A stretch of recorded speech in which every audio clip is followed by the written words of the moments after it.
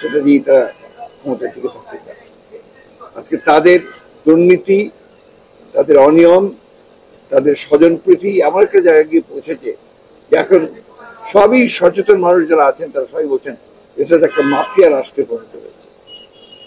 এবং ক্ষমতাকে টিকে রাখার জন্য তারা নতুন নতুন নির্বাচনের কৌশল বের করে, দামি ইলেকশন করে, কখনো নিশিরাতের ভোট করে, আগের রাতেই ভোট করে দেয়, কখনো 154 জনকে বিনা প্রতিদ্বন্দ্বিতা ঘোষণা করে দিয়ে ক্ষমতায় যায়। এই অবস্থায় তারা যাচ্ছে। সেই জন্যই আমরা আবারও এটা আলোচনা বসেছি যে আমাদের এটাকে একটু বিশ্লেষণ করা এবং সেই সঙ্গে আবার ভবিষ্যৎ কর্ম পদ্ধতিকে নির্ধারণ করার জন্য আমরা আজকে আলোচনা বসেছিলাম গণফোরাম এবং পিপুলস পার্টির সঙ্গে।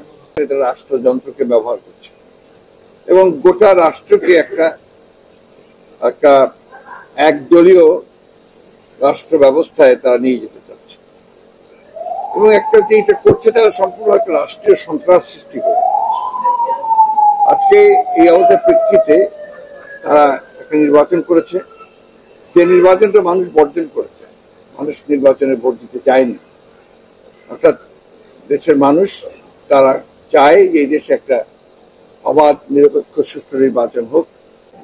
আমাদের যে গণতান্ত্রিক অধিকার, ভোটের অধিকার, আমাদের বেঁচে থাকার অধিকারকে ফিরিয়ে আনার জন্য এই ফ্যাসিস্ট আওয়ামী লীগ সরকারের বিরুদ্ধে যারা কাঁধে কাঁধ মিলিয়ে আমরা আন্দোলন করছি, সেই সব রাজনৈতিক দলগুলোর সঙ্গে আমরা আবার আলোচনা শুরু করেছি।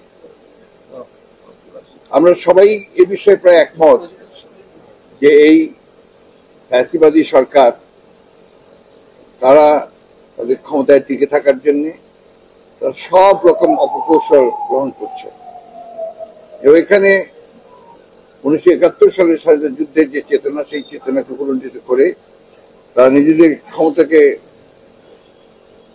কন্ট্রোল করার লক্ষ্যে তারা দেশের সমস্ত প্রতিষ্ঠানগুলোকে, গণতান্ত্রিক প্রতিষ্ঠানগুলোকে তারা ধ্বংস করছে এবং একই সাথে এবং সেটা একটা নির্দলীয় সরকারের অধীনে হয় এবং সেই নির্বাচনের মাধ্যমে এই দেশের মানুষ তারা তাদের যে মতামত, সেই মতামতকে দিতে চায়। এই জন্যই আমরা রাজনৈতিক দলগুলো আমরা একসাথে হয়ে, প্রায় 63 রাজনৈতিক দল আমরা একসাথে হয়ে দেশের মানুষের এই আশা আকাঙ্ক্ষা পূরণ করার জন্য আমরা দীর্ঘকাল ধরে সংগ্রাম করছি, লড়াই করছি। আমরা জানি যে এই সরকার তার সমস্ত রাষ্ট্র ক্ষমতাকে দখল করে বেআইনি ভাবে রাষ্ট্রযন্ত্রকে ব্যবহার করে আজকে সে জোর করে ক্ষমতায় দখল করে বসে আছে। কিন্তু ইতিহাস বলেই যে এইভাবে জোর করে ক্ষমতায় দখল করে বেশি দিন টিকে থাকা যায় না। কিছুদিন হয়তো টিকে থাকা যায়, মানুষের কষ্ট হয়, তারা করছে এটা অন্যায়ভাবে নির্যাতন, নিপীড়ন, হত্যা, খুন, জখম করে আজকে তারা এই ভয়ে একটা ত্রাসের একটা আবহাওয়া সৃষ্টি করেছে। বাংলাদেশ পিপুলস পার্টির সঙ্গে আমাদের সঙ্গে উপস্থিত ছিলেন আমাদের গণফোরামের কাগজ আছে,